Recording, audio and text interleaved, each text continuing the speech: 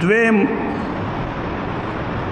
هغه وو کسانو کې چې د عرش د سوري لاندې الله کینی وشاب نشأ فی عبادت ربه هغه کس دی چې هغه خپل نوجوانی د خدای په عبادت کې تیر کړي د انسان په ژوند کې دا نوجوانی او ځواني دا یو ناشنا شعبه ده او د ژوند یو ناشنا حالي عام انسانان چې موږ ګورو د ځوانۍ زمانه د چا د عبادت نه مشغله په عبادت کې نه که په ډیرو نوجوانانو نظر واچو نو د ډیرو نوجوانانو ځواني ډیره په غلط کردار روانه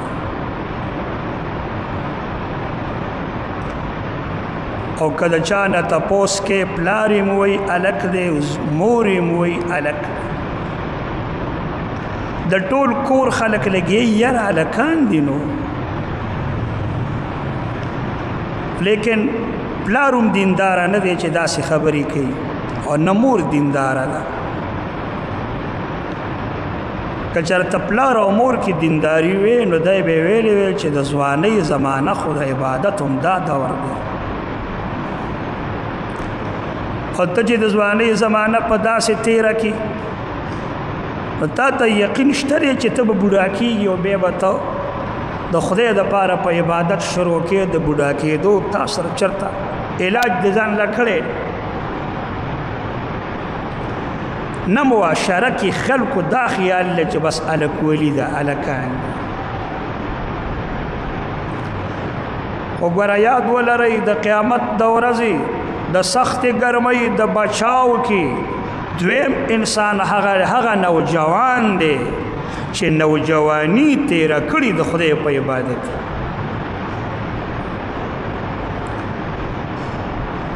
خدای پاک دې مونږ او تاسو او زمونږ نوجوانان په دې کې الله مونږ راوړي دا ګوره د خپل ځان یو اصلاح ده د خپل ځان دپاره سهولتونه کتل د آخرت دي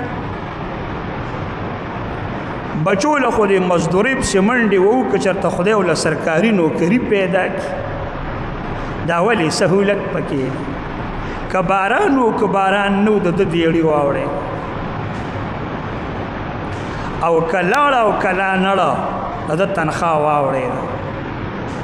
او لا دا چې کله د سرکار حکومت نه لټېر شي نو بیا به موله ورکوي نو هر سړی د دې په ارمان دی چې زه مې زوی له دقه وکړم دا نوکري وله پیدا کړم خو د آخرت په ارمان او په سهولت پسې نه یو چې زوی مې ګوره آخرت کې د دې خدای د دې سخت نور نه بچ کړي یا ما خدای پاک په آخرت کې د دې سخت نور نه بچ کړي د قیامت د ورځې د نور نه بچ